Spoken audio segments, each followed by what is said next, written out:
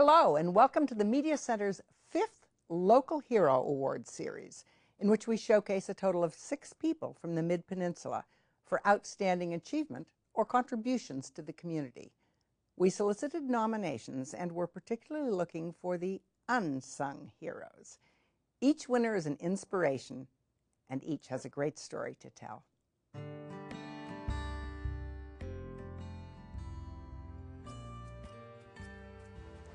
Heroism can mean many different things to many different people. For people living with intense chronic pain, just getting through the next day or the next hour can be a huge challenge. All her life, Bardi Rosman Koodrin has suffered from a host of unexplained illnesses and family tragedies. Crippling migraine headaches, melanoma, a brain tumor, chronic fatigue, shingles, digestive problems requiring 3 surgeries, fibromyalgia, herniated discs, and emergency surgery for detached retina are some of the afflictions she's weathered. She had to leave her career and was reduced to living in her bed or on the couch while trying her best to raise her son. But Bardi ultimately managed to turn this series of tragedies into an asset. Not only has she made it a learning, growing, healing experience for herself, she's also found ways to help others deal with similar circumstances. It was the computer that first turned things around for her. The one thing she could eventually do was write, and write she did.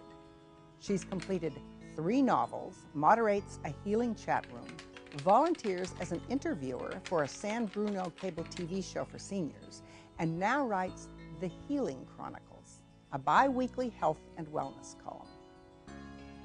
Your story starts well before any pain. When you were 5 years old and you had what I think can be safely described as an extraordinary experience. Tell me about that. It certainly was extraordinary. I was given a glimpse of my future. I was awakened in the middle of the night by a brilliant white light, and out of that light emerged this beautiful woman. She proceeded to sit down on my bed and tell me about my life as an adult. She told me that I was going to have a very specific kind of life and that there was a real purpose to it, and she was there to prepare me because it was going to be a difficult life. And she told me that I was going to have a lot of physical illness and pain, and not only that, but that half of my family members would die of disease. But she told me, understandably, I was very upset, but she said, we're telling you this because we want you to be ready for this, because we really want you to tell your story. Can you do that? Can you tell your story? And you were 5. I was 5. So what was your reaction? Well, I had a number of reactions. First, I felt very special because my sister in the twin bed next to me wasn't awakened like I was. So I was also excited that I was given a job. And the very next morning, I started drawing my story because I couldn't read or write then. But wait a minute, so you weren't freaked out by this? I mean, I would think a 5-year-old being told that would be pretty scary. Well, I did cry at one point. I wasn't upset that she was in my room. I was upset when she said that people were going to die. But then she proceeded to explain things to me. So by the time she left, she tucked me back into bed, and I was quite happy about it. So you bought this, you believed it. I did buy it, yes. And you didn't think it was a dream? I didn't know what it was. I really felt that it was a true physical experience. Now, as an adult, I don't know what it was, but I remember feeling the mattress compress when she sat down next to me on the bed. And she took me to a wall and showed me almost like a flat screen TV of my future. So we interacted. I was out of my bed. I was in my bed. So, to me, it seemed very real. Wow. It could have been a very vivid dream, but the end result was that I believed it totally. So you got up the next morning, and because you were pre-literate, you started drawing these pictures. What did your family and everybody make of it? Well, I showed them these pictures of this beautiful woman emerging from the light, and I told them that I was going to be a writer, and that unfortunately some of my family members were going to die. Now, of course, my parents were very quick to assure me that that wasn't going to happen. It was just a dream, just to forget it. Don't talk about it. Just let it go. And my older sisters laughed at me and said, you know, don't tell anyone, they'll think you're crazy. So I had mixed feelings by the end of the day. So to a certain extent, you started to suppress it. Yes, I did. And how correct was the prediction?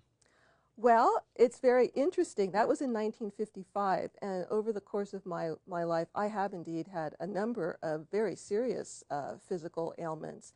And I even went to graduate school to study psychology to see if maybe it was a psychosomatic element from that dream. Be that as it may, out of the 7 family members, 4 of them have indeed died of disease. So prematurely. Yes, and so that's proof for me. So it wasn't just your fulfilling the prophecy, as it were. If had it been your own illness, you could have said, I'm ill, I'm in pain because I'm trying to fulfill this prophecy. Exactly. But when other people are affected, then it would be outside of you. That's what took it from the realm of, well, maybe, to an absolute, at least in my mind. So just name 1 or 2 times, very briefly, that you had another paranormal experience. Okay, I can think of 2 really brief ones. The first one is kind of funny because I was at a high school dance. I was 16, and I saw this very good-looking guy from across a crowded dance floor, and this voice literally said to me, "There he is." I understood the importance of that message, and my reaction was, I'm too young, and there he is. So that was 44 years ago, and we're still dancing. So that's a great way of using my telecommunications center, as I call it. The other one that I'd like to mention is the day that I realized that my father had died, and I just very suddenly got up and said, I have to go home. My father just died. And he had indeed passed away. And that was an actual vision. I actually saw his face, and he was smiling. And what that did for me was to reassure me that there is so much more to what we can see and feel in our physical environment. And it gave me that belief system. It reinforced the belief system that life does go on in some way. And this was totally unexpected. Your father was not in the hospital or anything at the time. No, he had been struggling with heart disease for 10 years, but he had no symptoms that day. So when you started having more than one of these, that must have altered your whole take on life. It must have made you realize, oh, I see things other people don't see. Yeah, now you have to remember, this was a long time ago. People weren't really talking about things like that. So I had a tendency to really suppress myself, and I had a lot of doubt and fear about it because some of my experiences were frightening. I didn't understand them, and there was no one that I could really talk to about it. You had an experience in New Jersey, I believe, on the East Coast anyway, that really was eye-opening. It really changed things for you. Yes, I went to a school run by Tom Brown Jr.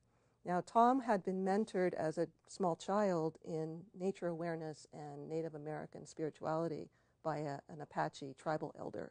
He runs a school in the wilderness of New Jersey. And the first night there, I cried because I'm a 4th-generation San Franciscan, and I don't do snow. And this was in the primitive camp, no running water. But I grew to just, it was amazing. And my first question to Tom was, you know, why am I so ill? You know, what am I doing wrong? Huh. And what was his answer? What did you learn? Well, he said, you know, he really turned things around for me. He said, you know, don't think you're being punished by this. He said, I really feel like you have a very specific life to lead, and that you have a public aspect of your life that, you know, to share your story. And you need to get your story out to as many people as possible and think of the pain as just the avenue of learning what you need to know so that you can help others. And that, of course, reinforced the dream or the experience, the vision that I had had as a young child. So how did he make you feel that you had not felt before? Oh, I felt like I had come home because suddenly he understood what I was talking about. His whole teaching is based on the, you know, use of nature awareness as a vehicle to get into other realms. And, you know, we talk about the spiritual world, the flesh, you know, what we see, hear, and feel. But he teaches ways to bridge the gap from the physical into the spiritual. And what he did for me personally was that he gave me the roadmap that I had never been given to navigate through these other experiences that I didn't understand. The angel lady or the beautiful woman, whoever that was, didn't give me anything to use as a law, as a guide. It also sounds as though he made you for the first time feel okay. Yes, he gave my life and my experiences validity. He encouraged me to embark on a particular path. Let's talk about the pain, the physical pain. What has been the most difficult and what has been just the most painful? They may not be the same thing, they may be. Well, I guess I'd have to say the two initial illnesses that I've had since early in my life. The first is fibromyalgia, which is kind of like a full body arthritis. I've had since I think I was about 6 or 7. It was undiagnosed until I was 40. That was very painful to deal with, and the fact that the doctor thought it was growing pains and I wanted attention. Then the other thing started in my early teens, and that was severe migraine-like headaches. And at one point you had brain surgery and you had a surreal experience in the hospital. Tell me about that. Oh, well, here I am, a young wife and mother, and I had never had my tonsils out, and I had a series of hospitalizations at UC Medical Center. Great hospital, but it was the old one. It wasn't the nice new modern one, and it looked like a dungeon. And I was on the neurology ward where, most of the people were dying of brain tumors, and they had their shaved heads and the crisscross scars, and here I was just coming into this. And it was quite upsetting and troubling, but I also kind of knew that I was going to be okay. That I wasn't, I had the luxury of knowing or feeling very strongly that I was going to live through this. So seeing the other patients put your own illness into perspective? It did, because, I would feel sorry for myself, and the other patients were dying. I overheard a young mother asking a counselor how she could prepare her 2 little girls for her death. I had a comatose young woman next to me in the bed that I didn't want anything to do with because it upset me. And the nurse finally said, please don't draw the curtain all the time. We don't know what she can see or feel or hear, and you're the closest one to her age in a long time. So can you do that for Evelyn? Can you let her experience you? And, can you try and stimulate her? And I thought, I can do that. And that reminded me of that job I had signed up for when I was 5. Well, you're doing it now through your writing, through a number of different avenues. It sounds to me like one of the key, maybe the starting points, has to do with your experience in the past of denial versus acceptance. Tell me about that and how you dealt with that. Well, there's nothing like having a child to get you into the right perspective. My son Peter was 6 weeks old when they discovered the cyst, and he was 11 months old when I had surgery. In between that time, my sister died and my mother was battling cancer. So it was a really emotional time for me, also a very painful time for me. But I had to make sure that his needs were paramount, that he deserved the quality of life that I was determined to give him. And so I developed a very high tolerance of pain so that I could be present for him, so that I wasn't in bed all the time. He was a very active little boy. And so I'd like to think that he taught me as much as I taught him. I was always very honest about, this is not your fault. I am not sick because of anything you have done. It sounds like both in the hospital and with your son, the key for you was getting outside of yourself. Absolutely. You make a distinction between physical pain and psychological pain or panic when you are dealing with your own and when you talk with other people about this. Why is that distinction important?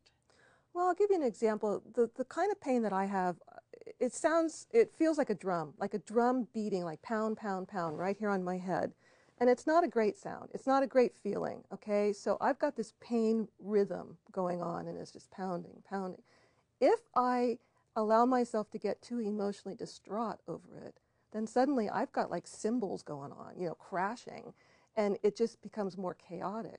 So that's what I call the panic of pain, when first I'm feeling the physical but then it's compounded by my reaction to it. So I had to learn how to get my reaction under control. I couldn't control the pain, but I could, work on how I dealt with it. And how do you do that? When people come to you and ask for your advice, what's the biggest or maybe the first thing that you tell them they must do, or the most important thing? Well, I tell them the simplest thing, and this is something I learned through Tom Brown, is use your breath. It's very simple. People think, well, I can't meditate, that's too hard. But using your breath, breathing, is so automatic. But if you do it with intention, and if you just kind of center yourself, breathing is automatic. We all do it. See, a lot of healers say that. And the phrase, breathe, live in the moment, is something you hear so often that it almost becomes trite. Yes. But I gather that, how do you jump beyond trite into making it really work for you? What is the secret to make, yeah, okay, I'm breathing, everybody breathes, so it's not helping me, so what do I do? Well, there's a choice involved. The fact that you have to put a little effort into this. And what form does that effort take? How does breathing actually help you deal with this?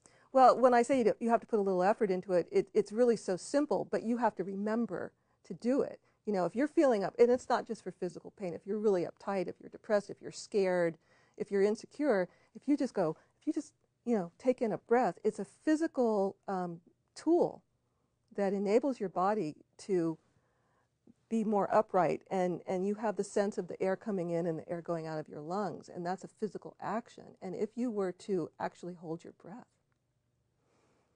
what does that do? That stops everything. It's almost as if you can stop time by holding your breath. It's not in the past or in the future yet, it's right now. That is the absolute here and now moment. So that's the key. When you do that, it's like, oh, okay, I'm really freaking out here, or, I'm yelling at my boss and I really need to stop. It's just like, okay, but you have to remember. So that's what I mean about, it's simple, but you have to have some intent behind it as well. It sounds like mindset is huge, and there's, I think, a kind of subtle or maybe complicated paradox. On the one hand, you don't want to be in denial. You want to be upfront, take a hold of it with both hands. Don't be afraid. You want to succeed and conquer this thing. And on the other hand, you want to let go.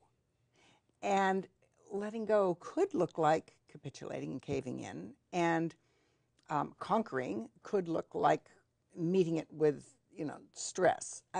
How do those two work? Which one do you do, and how do you know what to do? Well, my husband, Boris, has been such a wonderful help to me. We've been together since we've been kids, so we kind of grew up together in a way. But he would see how I would just fight. I would just fight the pain, and I would get so tense, and I would just, grit my teeth and clench my fists, and I was just like, I'm not going to give in to this. I'm not going to be a victim to this. He said, well, I think you need to look at it in a different way, because what you're doing is you're trying to control the outcome. You're trying to control this, and there's no way you can know what's going to happen. If you surrender, I'm like, I'm not going to surrender to anything, but no. It's not giving in, it's letting go. And there's a big difference, and it took me a long time to learn that. I'd like to say that I have not figured all this out, so well that I'm an expert on this. I am still in the process of learning. And do you ever have, or have you ever had moments where you say, I can't take this anymore? All the time, yes. And it's a matter of, having to deal with it. And one day in particular, I was very angry. I was like, oh, this pain, it just won't leave me alone. And then I started thinking, wait a minute, if I'm going to have this pain, whether I want to or not, then, damn it, the pain has to do something for me. It has to give me something in return. And that's when I started realizing, okay, there's a real dynamic. That's a weird concept. Yeah, but think about it. There's a real dynamic to pain. And, it's kind of like, if pain is my teacher, it's giving me physical pain, but I need to learn from this. I need to understand this. So, give me something back. If you're going to give me pain, if I can't control it, if I can't stop it, then, give me something. So what is your overall message? What legacy do you want to leave to your family and to the people that you're helping through your writing? Well, I guess, The bottom line is that, at least for, especially for my family, for my son and my husband, is that, I don't give up, and I think that that is so key to life in general, whether it's pain or any other setback, because we all have our setbacks. I just happen to have physical pain. But the premise is the same, is, if you give up and just stop the fight, then what's the point, So the one thing that I would like to think that my family would remember about me is that I did not give up, and that I lived my life with a certain amount of quality and joy in the worst of times. And I've developed a sense of humor, and it's important to me to, get the best out of life that I can. And as for a legacy, I have made my life an open book. I'm a storyteller. I'm a writer. I have a whole collection of stories and columns. I have a health and healing column, and my whole focus in my writing, even in my fiction, has a theme, a thread of wellness of being that runs through it. And even my art therapy pieces, it's just another avenue of expressing, of telling my story.